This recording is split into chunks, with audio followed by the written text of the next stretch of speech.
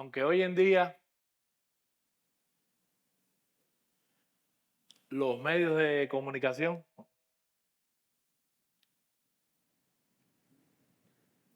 son modernos y muy eficaces, me atrevería a asegurar que muchos de nosotros hemos de alguna manera escrito o recibido cartas. La existencia del teléfono, del celular, el internet, entre otras muchas cosas, ha facilitado enormemente la posibilidad de la comunicación entre dos o más personas. No importa la distancia, hay ahora constante comunicación. Pero debemos, recordar que no siempre fue así. Hasta no hace mucho, las cartas eran el medio por excelencia para las personas poder comunicarse. Hoy podemos encontrar compilaciones de cartas de personajes célebres. Se han escrito muchos libros que recogen la correspondencia de mujeres y hombres famosos dentro del mundo cristiano. Por ejemplo, las cartas de Samuel Rutherford, de John Newton, han sido muy leídas y han servido de inspiración, de edificación para muchos. Estos hombres escribieron a personas específicas en lugares específicos, no fueron escritas para nosotros y sin embargo podemos nosotros leerlas y ser edificados por su contenido. Del mismo modo, en las Escrituras nos encontramos con una gran porción en el Nuevo Testamento que se compone exclusivamente de cartas. Desde el libro de Romanos hasta Judas, todos son cartas o epístolas. Acabamos de terminar la carta de Pablo a los Efesios. Y es nuestro deseo comenzar hoy a estudiar juntos por las próximas semanas otra de ellas, la epístola a los Filipenses.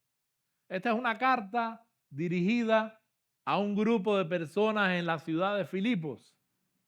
Los filipenses enviaron a Epafrodito hasta Roma para llevarle a Pablo una ofrenda. Este hombre, al volver, trae una carta de Pablo para ellos.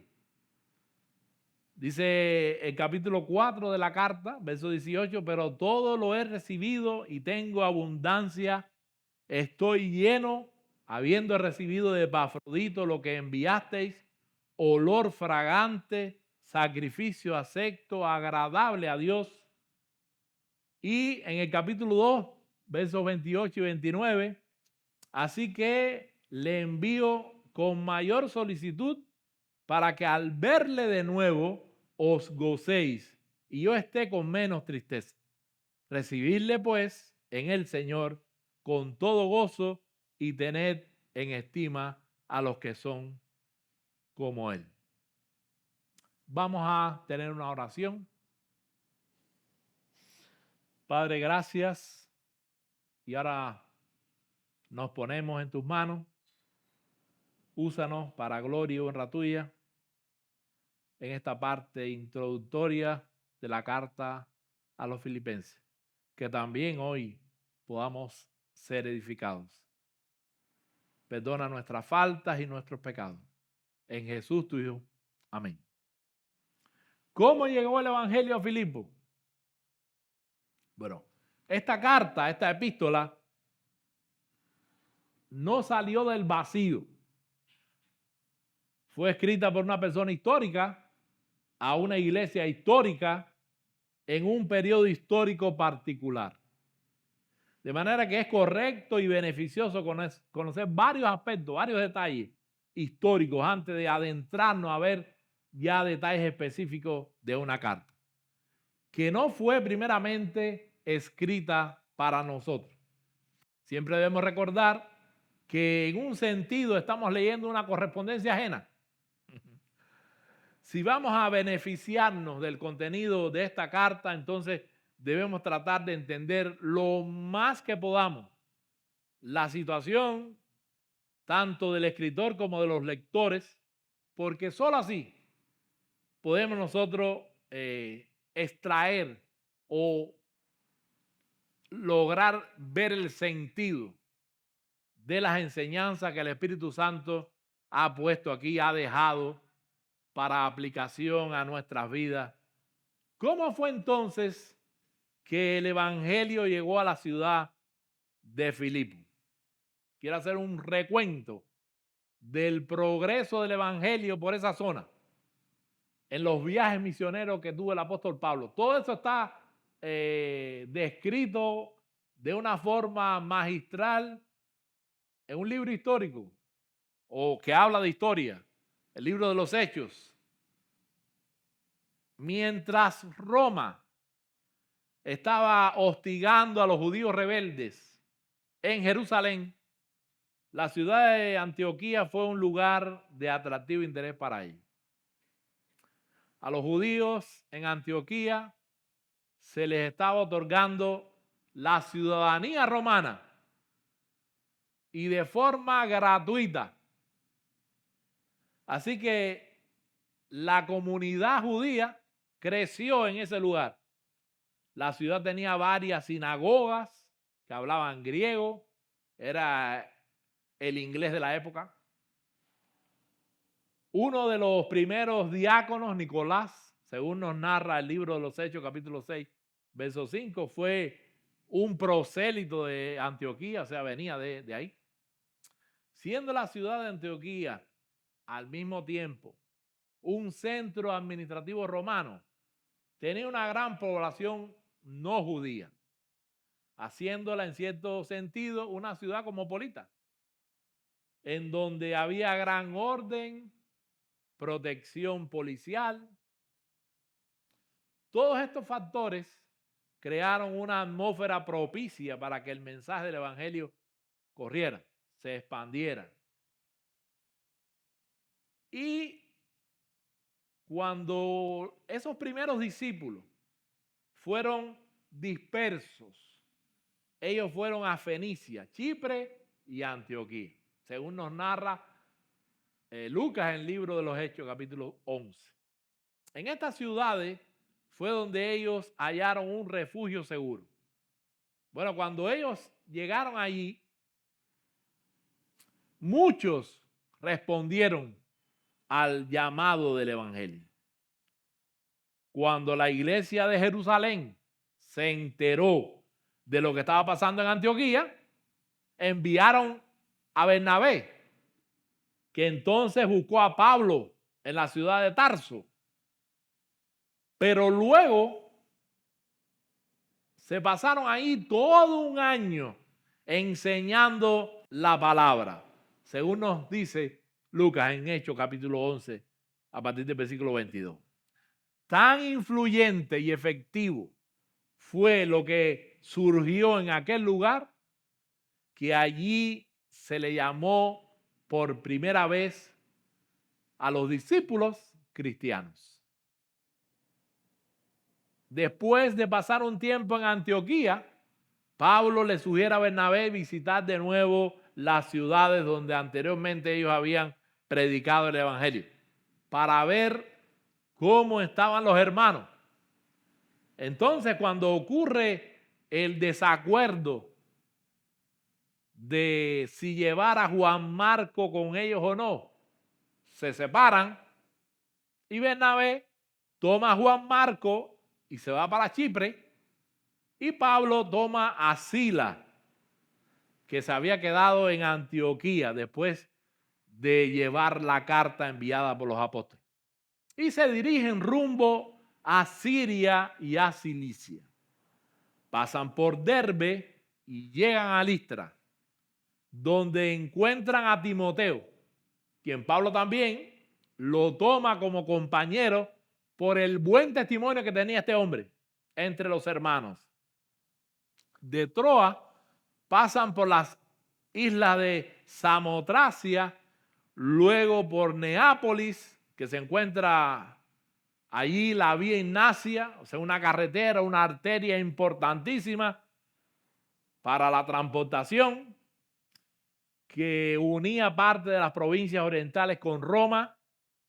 No ven el dicho ese de todos los caminos conducen a Roma. Bueno, los romanos se encargaron de hacer vías para eso, para que fluyera el comercio. Y se extendía por las provincias romanas de la antigua Iliria, Macedonia y Tracia, atravesando la moderna Albania, o sea, lo que se conoce como Albania, República también de Macedonia, Grecia y Turquía. De ahí entonces que avanzan hacia Filipos, una ciudad de importancia en Macedonia. Años antes de que Pablo pasase por allí, se desarrolló una batalla en Filipos en la que un general romano, Marco Antonio, quien se relacionara luego con Cleopatra, y Octavio, otro militar, vengaban la muerte de Julio César contra Bruto y Casio. Marco Antonio dejó a algunos de sus retirados veteranos de la batalla en la ciudad y la declaró una colonia romana, según nos dice el libro de los Hechos, capítulo 16, verso 2. Después Marco Antonio y Octavio pelearon entre ellos. Marco Antonio pierde y se suicida, quedando Octavio como el único emperador del Imperio Romano. Y su nuevo nombre fue Augusto César. En la Enciclopedia Británica hay una información importante, muy útil, sobre lo que era una colonia romana en aquellos días. Dice la enciclopedia: en la antigua Roma, una colonia era una comunidad guardacosta de unos 300 ciudadanos romanos y sus familias. Después del año 1183 a.C., como las colonias se expandieron en tamaño, los ciudadanos podían ejercer plenos derechos políticos en Roma y elegir sus propios magistrados, quienes antes tenían poderes judiciales y financieros limitados. Ahora ofrecieron facilidades. También le ofrecían trabajo a los hombres libres y veteranos. Julio César y Augusto regularon la práctica de fundar colonias para veteranos en territorios conquistados fuera de Roma. La presencia de los colonizadores ayudó a la romanización de los habitantes locales, algunos de los cuales se mezclaban con las colonias y así adquirían la ciudadanía romana.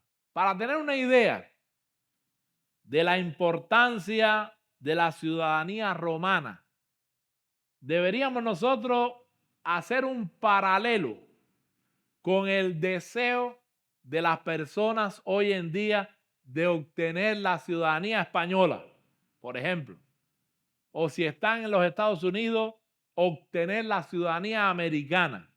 Así como hoy las personas quieren disfrutar de los beneficios de tal cosa, bueno, en aquellos días la ciudadanía de Roma ofrecía varios beneficios también. Gozaban de los mismos derechos que cualquier otro ciudadano.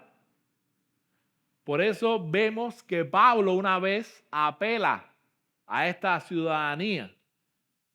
Eran exentos de ser azotados, solo eran arrestados en casos extremos, podían apelar al emperador, sus nombres estaban registrados en los archivos de Roma, o sea, unos cuantos beneficios. Probablemente por esta situación es la que Pablo en Filipenses capítulo 3, verso 20 dice, mas nuestra ciudadanía está en los cielos, de donde también esperamos al Salvador, al Señor Jesucristo. Estos hombres vieron la necesidad de enfatizar a estos creyentes que las realidades espirituales superan a las terrenales. Dice Hendrickson, comentando acerca de esto, aunque muchos ciudadanos de Filipo con toda seguridad se sentirían plenamente a gusto en su ciudad, de forma que no la cambiarían por Roma para fijar allí su residencia, los creyentes, por el contrario, nunca podrán sentirse felices en la tierra, porque saben que su patria, el país al que su ciudadanía pertenece, está en los cielos y que son viajeros y peregrinos aquí abajo. La naturaleza de Filipo como colonia romana también nos explica otra cosa. En el capítulo 1, verso 27 al 30, el apóstol Pablo nos revela que los creyentes estaban en medio de una posición de adversario. Dice Pablo, solamente que os conforméis como es digno del evangelio de Cristo, para que o sea que vaya a veros o que esté ausente, oiga de vosotros que estáis firmes en un mismo espíritu, combatiendo unánimes por la fe del evangelio y en nada intimidados por los que se oponen, que para ellos ciertamente es indicio de perdición, mas para vosotros de salvación, y esto de Dios, porque a vosotros os es concedido a causa de Cristo, no solo que creáis en Él, sino también que padezcáis por Él, teniendo el mismo conflicto que habéis visto en mí y ahora oís que hay en mí. ¿Quiénes eran estos? Si entendemos que esa ciudad era una colonia romana, sabremos entonces que el culto al emperador estaba presente. Era una figura deificada. Era una presión constante para los cristianos el que adoraran al emperador. De alguna manera los hermanos eran perseguidos por las autoridades de la ciudad. Pero ¿cómo llegó el apóstol Pablo a tener esa relación con los filipenses que le permitió escribir una epístola de esa naturaleza? Hay varios eventos que quiero que veamos, que también están narrados en el libro de los Hechos de los Apóstoles. El primer evento fue la conversión de Lidia, que aparece en Hechos capítulo 16, a partir del versículo 13. Dice, y un día de reposo salimos fuera de la puerta junto al río, donde solía hacerse la oración, y sentándonos hablamos a las mujeres que se habían reunido. Entonces una mujer llamada Lidia, vendedora de púrpura de la ciudad de Tiatira, que adoraba a Dios, estaba oyendo. Y el Señor abrió el corazón de ella para que estuviese atenta a lo que Pablo decía.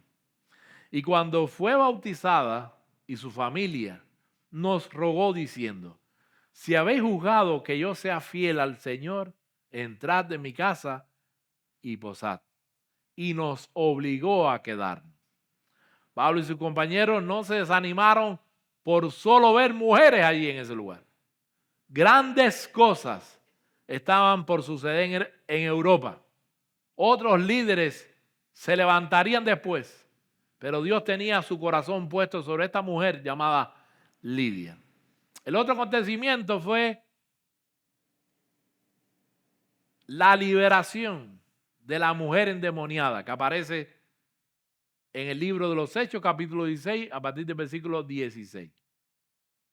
Y aconteció que mientras íbamos a la oración, nos salió al encuentro una muchacha que tenía espíritu de adivinación, la cual daba una gran ganancia a sus amos adivinando. Esta siguiendo a Pablo y a nosotros, daba voces diciendo: estos hombres son siervos del Dios Altísimo, quienes os anuncian el camino de salvación. Y esto lo hacía por muchos días. Mas, desagradando a Pablo, este se volvió y dijo al Espíritu: te mando en el nombre de Jesucristo que salgas de ella. Y salió en aquella misma hora. Pero viendo sus amos que había salido la esperanza de su ganancia, prendieron a Pablo y a Silas y los trajeron al foro ante las autoridades, y presentándolos a los magistrados dijeron: estos hombres, siendo judíos, alborotan nuestra ciudad y enseñan costumbre que no nos es lícito recibir ni hacer, pues somos romanos. Y se agolpó el pueblo contra ellos, y los magistrados, rasgándole la ropa, ordenaron azotarles con varas. Después de haberles azotado mucho, los echaron en la cárcel, mandando al carcelero que los guardase con seguridad, el cual recibió este mandato, los metió en el calabozo de más adentro y les aseguró los pies con el cepo. Y el otro acontecimiento fue precisamente estando Pablo preso en la cárcel, que fue la conversión del carcelero de Filipo. Aparece narrado en el libro de los Hechos, capítulo 16, a partir del versículo 25. Dice: pero a medianoche, orando Pablo y Silas, cantaban himnos a Dios, y los presos los oían. Entonces sobrevino de repente un gran terremoto, de manera que los cimientos de la cárcel se sacudían, y al instante se abrieron todas las puertas, y las cadenas de todos se soltaron. Despertando el carcelero y vio abiertas las puertas de la cárcel, sacó la espada y se iba a matar, pensando que los presos se habían ido. Mas Pablo clamó a gran voz diciendo: no te hagas ningún mal, pues todos estamos aquí. Él entonces, pidiendo luz, se precipitó adentro y temblando se postró a los pies de Pablo y de Silas. Y sacándolos les dijo: señores, ¿qué debo hacer para ser salvo? Ellos dijeron: cree en el Señor Jesucristo y serás salvo tú y tu casa. Y le hablaron la palabra del Señor a él y a todos los que estaban en su casa. Y él, tomándolos en aquella misma hora de la noche, les lavó las heridas y enseguida se bautizó, él con todos los suyos. Y llevándolos a su casa, les puso la mesa y se regocijó con toda su casa de haber creído a Dios. Y Lucas no solo enfatiza aquí la guía del Espíritu Santo en llevarles hasta Filipo, sino que también enfatiza el poder del Espíritu en hacer que el Evangelio sea eficaz en ese lugar. Fue con esta congregación que Pablo llegó a tener una relación muy íntima. De hecho, Filipenses es la más personal de las cartas del apóstol Pablo. Mientras más afección y amistad, las personas van a tener mayor libertad a la hora de escribirse. Dice el comentarista Hendrickson, hablando acerca de esto, está hablando de la epístola: esta carta a los filipenses es la más personal de todas las que el apóstol Pablo escribió. Esta misma característica también se puede notar en 2 Corintios, 1 Tesalonicenses y Filemón. Pero en ninguna de ellas podemos ver la verdadera personalidad de Pablo, derramando su corazón sobre aquellos a quienes ama profundamente, como en esta epístola.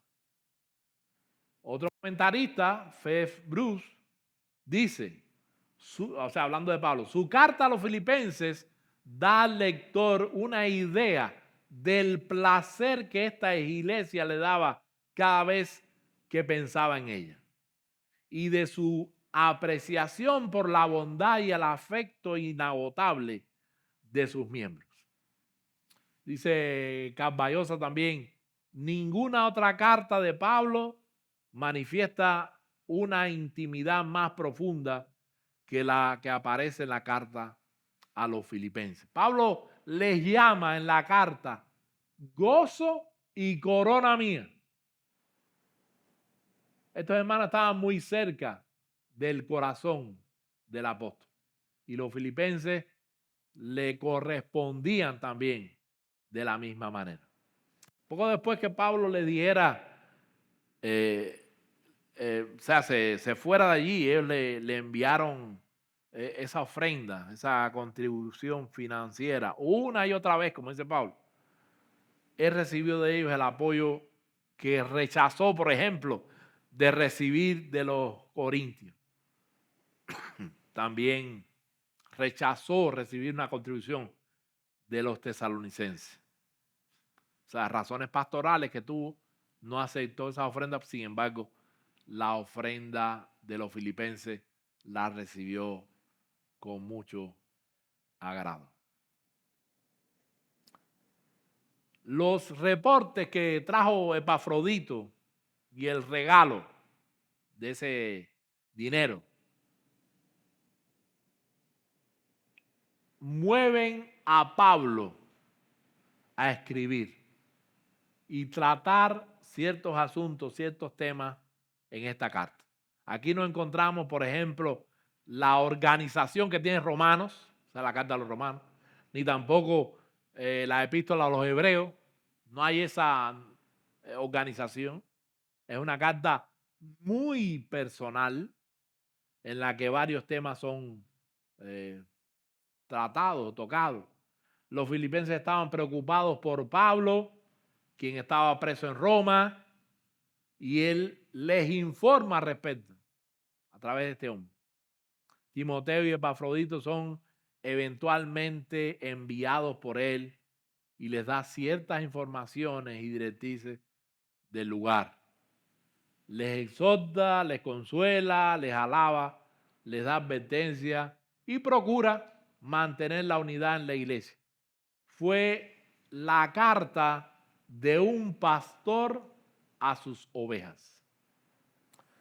La carta le provee a la iglesia de Filipo información acerca de las circunstancias de Pablo. Ellos estaban ansiosos de tener noticias, de saber de él. En un tiempo en que la comunicación entre Filipo y Roma tardaría meses. Él les cuenta acerca de los resultados beneficiosos de su encarcelamiento. Su apelación había empezado a ser atendida con el veredicto todavía pendiente, el cual él espera ser favorable, pero también él está consciente de que no puede ser así, o sea, de la otra posibilidad. Por eso les escribe a partir del versículo 21 del capítulo 1, porque para mí el vivir es Cristo y el morir es ganancia.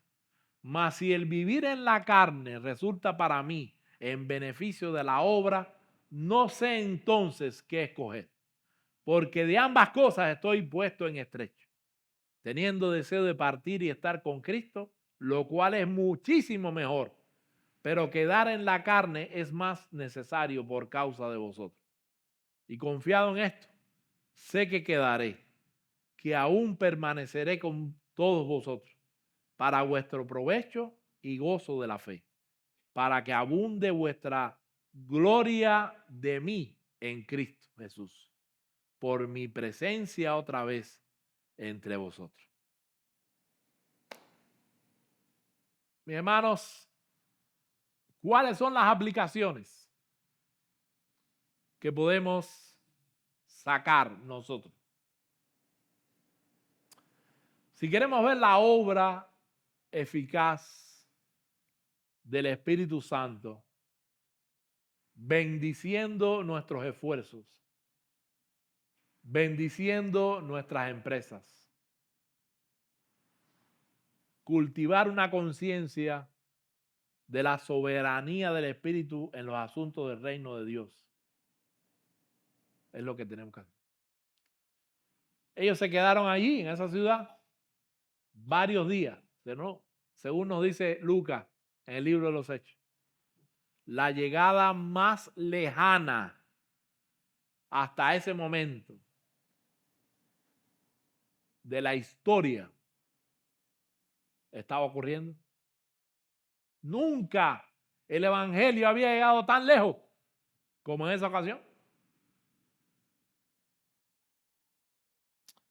El Espíritu de Dios estaba obrando y nos muestra que ellos llegaron allí por la guía soberana de Dios. Así debe tomarse toda empresa evangelística, en completa dependencia del Espíritu de Dios. Aunque no tengamos una visión como la que tenía Pablo, podemos ver al Espíritu de Dios ahí abriendo, cerrando puertas, impidiéndonos ir a los lugares, llevándonos a otros que quizás no pensamos. Siendo nosotros sensibles a esa dirección,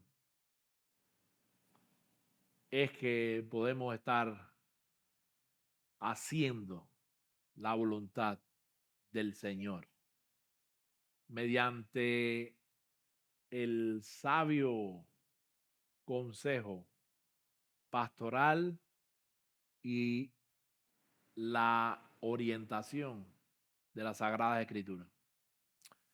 Notemos cómo el corazón de los siervos de Dios estaba comprometido con nada menos que con la obediencia completa a la comisión apostólica. Ellos no fueron del tipo de evangelistas que estamos nosotros acostumbrados a ver hoy. Ellos daban seguimiento a las almas. Les instruían, les bautizaban. No es predique el evangelio y sigue predicando. Había discipulado. Le daban importancia al hecho de que cada creyente debe estar unido a la vida de una iglesia local. Lucas señala las actividades específicas de los siervos de Dios en conservar los frutos del evangelio en Filipo. Ellos no estaban solo preocupados en predicar y ver el evangelio hecho efectivo por el Espíritu. Estaban comprometidos en ver los frutos de esas conversiones en el bautismo. Ellos obedecieron la comisión del Señor de hacer discípulos, bautizándolos y enseñándolos. También la importancia de Filipo en la historia de la iglesia es que fue el primer lugar donde el evangelio penetró Europa por medio de la predicación apostólica. ¿Y cuál es la aplicación de esto a nuestras vidas? Bueno, la aplicación es clara. El Señor guió las cosas de tal manera que el evangelio llegó hasta nosotros desde Europa. Deudores somos a la obra del Espíritu en Filipo a través del apóstol Pablo.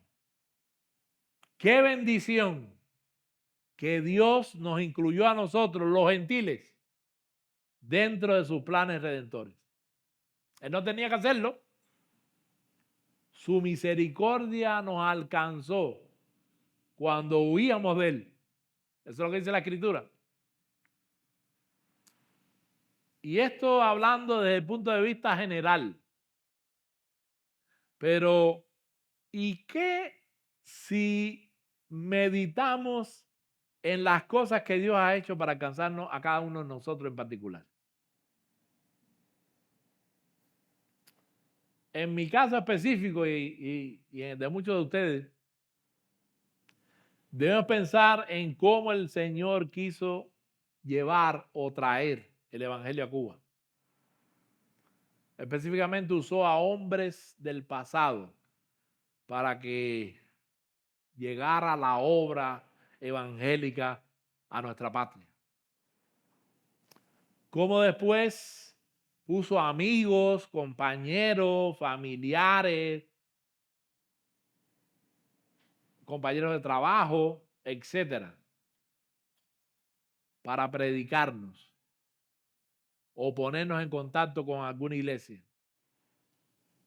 Como una vez, ya en la iglesia, nos predicaron el evangelio y por primera vez comprendimos cuán lejos, cuán perdidos estábamos, muertos, como dice la Escritura, en nuestros delitos y pecados. Hasta tanto el Espíritu Santo obró en nuestros corazones para hacernos entender la necesidad tan grande que teníamos de Dios, que teníamos de un Salvador, para que perdonara mis pecados, tus pecados, y nos diéramos cuenta del sacrificio de Jesucristo al venir a morir en la cruz, tomando mi lugar, tomando tu lugar, llevando Él mis pecados, tus pecados. Es Dios quien soberanamente nos ha salvado. Él pudo muy bien haber cerrado las puertas del Evangelio a Cuba. O aún pudo, teniendo un pueblo ya aquí, no dejar que nadie me hablara o que llegara a alguno de ustedes, como hizo con Lidia, que oyó y dice que Dios le abrió el corazón para que estuviera atenta al mensaje y se arrepintiera y creyera y fuera salva.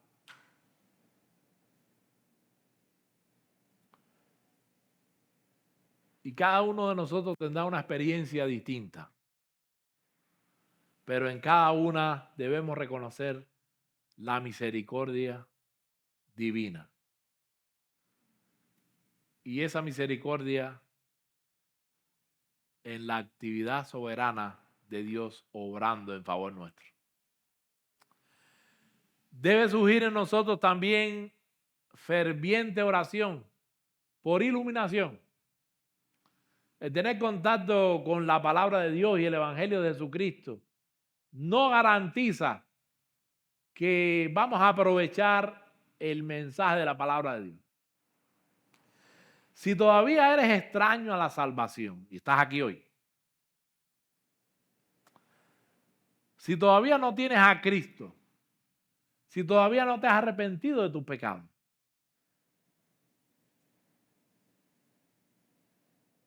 yo te pido que ruegues a Dios para que abra tu corazón, como lo hizo con Lidia. ¿Qué prefieres? ¿Seguir pensando que entre tú y Dios no hay ningún problema? ¿O abrir tu corazón a la palabra de la cruz que te muestra tu pecado, que quiere guiar a Jesucristo? Clama a Dios por semejante luz. ¿Y qué debemos hacer nosotros, los que ya tenemos a Cristo reinando en nuestro corazón? Es nuestro deber también ir al Señor en oración, pidiendo iluminación. Y ese espíritu de atención que dio a Lidia, que lo ponga también en nosotros cada vez que escuchamos la palabra del Señor.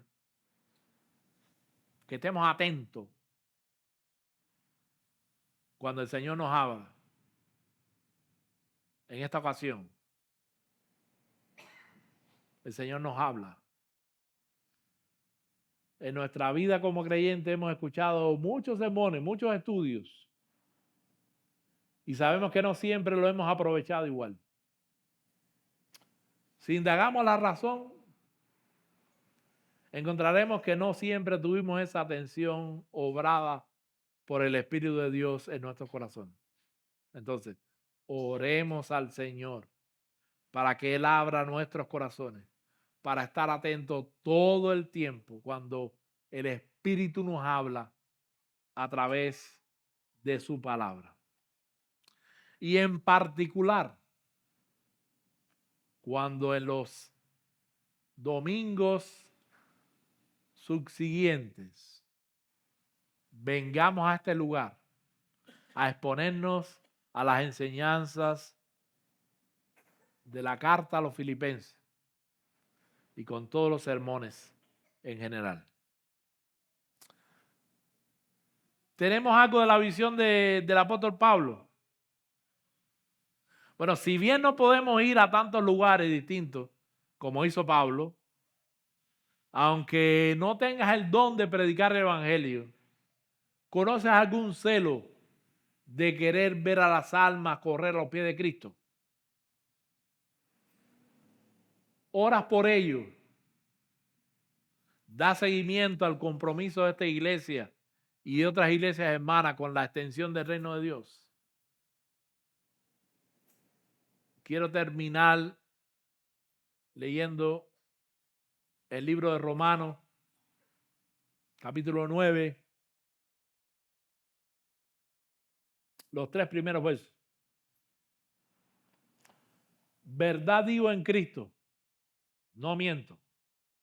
Y mi conciencia me da testimonio en el Espíritu Santo, que tengo gran tristeza y continuo dolor en mi corazón, porque deseara yo mismo ser anatema, separado de Cristo por amor a mis hermanos. Que ese sea el sentir de nosotros. Que eso sea el motor que nos impulse a salir fuera, a predicar el glorioso evangelio de Cristo. Él nos bendiga. Vamos a orar. Padre Santo, te alabamos. Gracias, Padre, por tu enseñanza, por el ejemplo de Pablo y como tú soberanamente escogiste la ciudad de Filipo para que el evangelio llegara a Europa y de ahí se extendiera. Tanto que llegó también aquí, a este lugar, a Cuba. Padre, gracias porque esa gracia nos alcanzó.